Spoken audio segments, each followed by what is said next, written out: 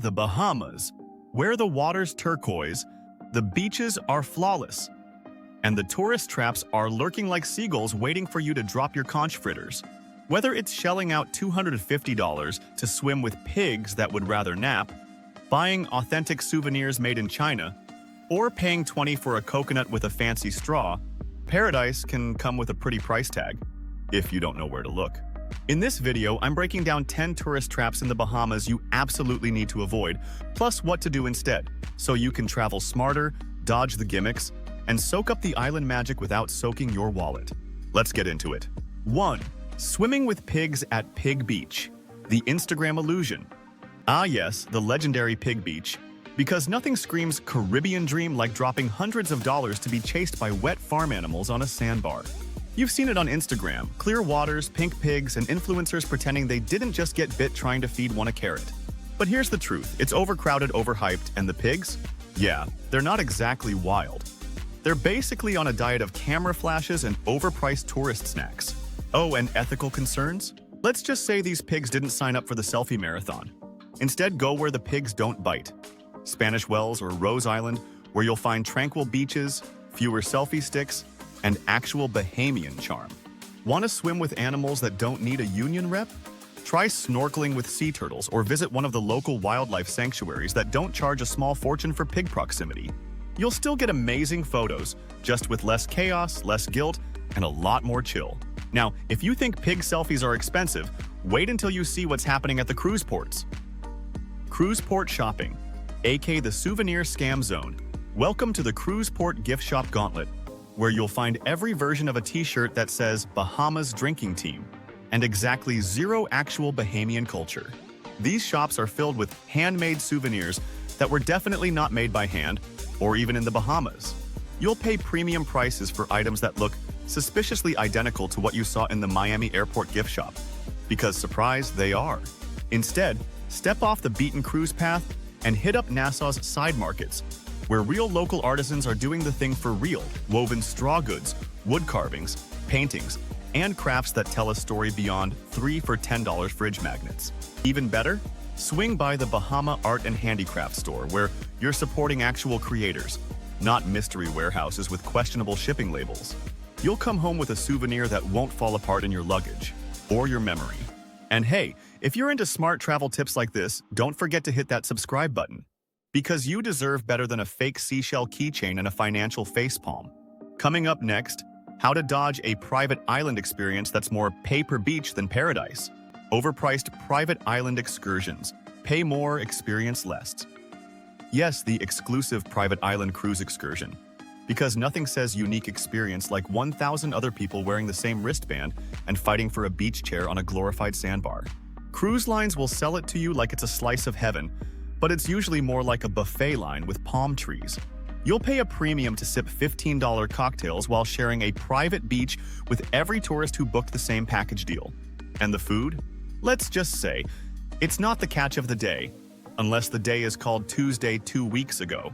Instead, ditch the cruise cattle call and book a local ferry or small group boat tour to places like Harbor Island, Rose Island, or Exuma. You'll find powdery pink sand, crystal clear water, and get this, actual peace and quiet. Many of these islands are surrounded by coral reefs, so you can snorkel with sea turtles, eat conch fresh out of the shell, and vibe with the island in a way that doesn't involve fighting over a lounger with someone from Deck 7. And bonus, you might end up eating grilled snapper made by someone's grandma instead of mystery chicken from a heat lamp. Now, that's the real all-inclusive. Next up, an attraction that costs a small fortune and may leave you feeling like you just paid for an aquarium visit with a sunburn. Atlantis Resort Day Pass, the theme park of the tropics. Atlantis. The resort so big you need a map, a compass, and possibly a Sherpa just to find the pool. Sure, it looks amazing in photos, water slides, aquariums, maybe a Kardashian sighting if you're lucky, but what they don't show you is the 150+ price tag, the lines, and the distinct scent of sunscreen mixed with regret. You'll spend half the day waiting for a lazy river tube, dodging ice cream-wielding toddlers, and wondering how exactly you ended up paying luxury prices for what feels like a really humid Six Flags with flamingos. Instead, hit up Cabbage Beach, Junkanoo Beach, or Love Beach, where the water's just as blue, the sand is still sugar soft, and the price of entry is a nothing. Want a little wildlife with your chill? Head to our Astra Gardens. It's got parrots, pink flamingos that march like divas, and peaceful shaded paths where no one's trying to upsell you a dolphin photo package. You'll leave with a tan, a story, and your dignity, all without needing a day pass, a resort wristband, or a second mortgage. Coming up, how to avoid paying top dollar for a tour that ends with awkward tipping pressure and a side of regret. Free walking tours. Spoiler alert, they're not the classic free walking tour, because nothing says budget-friendly like being low-key hustled into a guilt-fueled tipping ceremony at the end. Sure, the guide's friendly, the walk is nice, but the vibe quickly shifts when they suddenly start performing like it's their Broadway debut for your wallet. You'll hear lines like, "We work for tips, not pay," delivered with the emotional weight of a telenovela, followed by a stare that could melt sunscreen. And if you don't tip, well, let's just say you'll be the plot twist in their next dramatic monologue. Instead, skip the awkward "do I give $5 or my dignity" debate, and go with a self-guided walking tour using a free app like GPS My City, or use offline Google Maps with pre-pinned stops. You'll go at your own pace, skip the pressure, and still catch all the cool facts, minus the theatrical guilt trip. Or if you actually want that local flavor with a human touch, hire a legit local guide with solid reviews.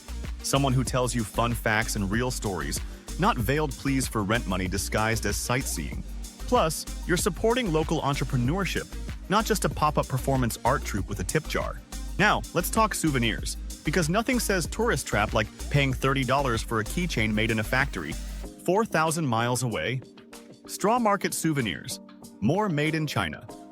Then Bahama Mama. Look, we all love a good souvenir, something to remind us of paradise while we're crying at our desk back home. But before you load up on straw bags, shell necklaces, and hand-carved turtles at the straw market, take a closer look. Like, a really close look. Chances are, that bracelet was mass-produced faster than your boarding pass printed. Many of the items aren't actually handmade or even Bahamian, just island-flavored imports dressed up in flip-flop energy with a price tag that'll make your sunscreen run in fear. It's less Bahamian craftsmanship, more IKEA meets airport gift shop with sweat. Instead, head to places like Doongalik Studios Art Gallery or the Bahama Art and Handicraft Store, where you can find authentic Bahamian goods made by real Bahamian artists who actually know what a conch looks like. You'll find paintings, hand-woven straw pieces, jewelry, and crafts with actual meaning. Stuff you'll want to keep, not toss during spring cleaning. And the best part? You'll leave with a souvenir that won't fall apart before your layover. And a story that doesn't involve overpaying for mass-produced mediocrity. Win-win. Coming up next, a conch fritter catastrophe that could leave your taste buds and your wallet questioning everything. Paying too much for local cuisine in tourist zones. The 30 conch fritter fiasco. Let me guess. You're strolling down a sunny boardwalk, craving some authentic Bahamian flavor, when a smiling waiter waves you in with promises of the best conch fritters on the island.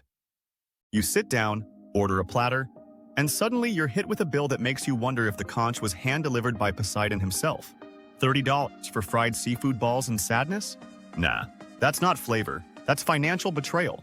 Most of these spots cater to tourists who can't tell frozen fritters from freshly caught, and the result is an overpriced snack that tastes like it came out of a microwave. And a lie.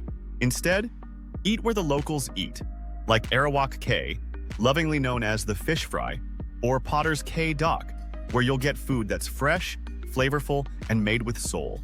Order up cracked conch, grilled snapper, peas and rice, and wash it all down with a cold Calic beer for a fraction of the tourist zone prices. Want true street food cred? Try the roadside vendors with no neon signs and plenty of locals lined up. That's where the magic is happening. And bonus, your wallet won't scream for mercy afterward, unless you buy 3 plates because it's that good. Now, if you thought overpriced fritters were sketchy, wait until you meet the jet ski guys who operate like they're in Fast and Furious, Nassau Drift. Jet ski rental hustles, riptides, and ripoffs. You're lounging on the beach, minding your SPF levels, when a guy with sunglasses, vibes, and 0 credentials offers you a jet ski ride for a good price.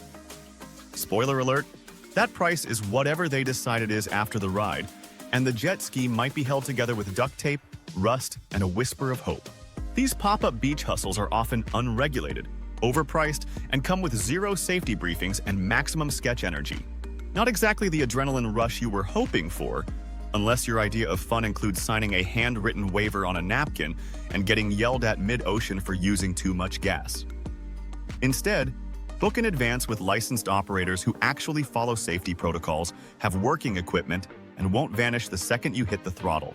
Look for companies with legit websites, reviews, and life jackets that aren't older than you. Or skip the chaos entirely and rent a kayak or paddleboard for a peaceful cruise along the coast. You'll get in a core workout, see marine life up close, and most importantly, you won't have to negotiate with a guy named Coconut Mike over hidden fees. Coming up, how to avoid spending $100 just to access the same sand the locals enjoy for free. Private beach clubs, VIP prices for very identical places. Ah yes, the exclusive beach club experience, where you pay over $100 for the privilege of laying on sand that looks suspiciously like every other beach in the Bahamas. Sure, there's a welcome drink and someone might hand you a towel like your royalty, but let's be honest, you just paid for expensive shade and a Bluetooth speaker playlist. They call it private, but what you're really getting is a public beach with branding and a whole lot of extra fees. Lounge chair surcharge? Yep. Umbrella rental? Of course. Suddenly, you're out $150 and still brushing sand off your phone. Instead, go where the locals go. Places like Love Beach or Saunders Beach. These gems are public, clean, gorgeous, and best of all, completely free. Bring your own snacks, pack a towel, and live your best beach life without having to remortgage your travel budget. Want a drink with a view? Hit a nearby beach bar and pay a normal price. No wristbands, no rules, just vibes. Same crystal clear water, same salty breeze, and way more room to stretch your toes without being upsold on a luxury seaweed removal experience. And finally, the one mistake that could cost you at every turn, literally, and paying in USD everywhere, the unofficial tourist tax. Here's the thing, the Bahamas accepts US dollars, sure, but that doesn't mean they love giving you exact change. Many vendors round up, convert creatively, or just assume you won't notice that your $2 bottle of water magically became $4. It's the unofficial tourist tax, and trust me, it adds up faster than sunburn on day one. That easy US dollar convenience? It's costing you more than you think.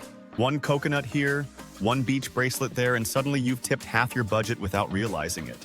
Instead, use Bahamian dollars. They're on par 1-1 with USD, so no calculator meltdowns required. Or better yet, use a travel-friendly credit card with no foreign transaction fees. And don't be afraid to ask for prices in advance or confirm the rate if you're paying cash. That way, you skip the surprise math lesson and keep your vacation feeling like a breeze instead of a budgeting nightmare. Oh, and a little local currency in your pocket? Makes you look like a seasoned traveler, not just another walking ATM. All right, Sunseekers, now that we've saved your wallet and your beach day, let's wrap this up with a few final tips to make your trip unforgettable for the right reasons. And there you have it. 10 tourist traps in the Bahamas officially exposed, roasted, and sent packing. Now you can stroll the islands with confidence, knowing your wallet won't be pickpocketed by overpriced coconuts, shady jet ski bros, or handmade souvenirs that were definitely made by machines in a mystery warehouse. With just a little planning and a whole lot of sass, you can skip the gimmicks and soak up the real Bahamas. We're talking sun, sand, soul, and savings. Because paradise should be a vibe, not a scam. So if you're tired of turning your vacation into a receipt you regret, hit that subscribe button. And if you loved this island escape, check out my next video. 10 best hidden gems in all of Greece. Locals don't want tourists to find these. Because your bucket list deserves better than tourist traps in disguise.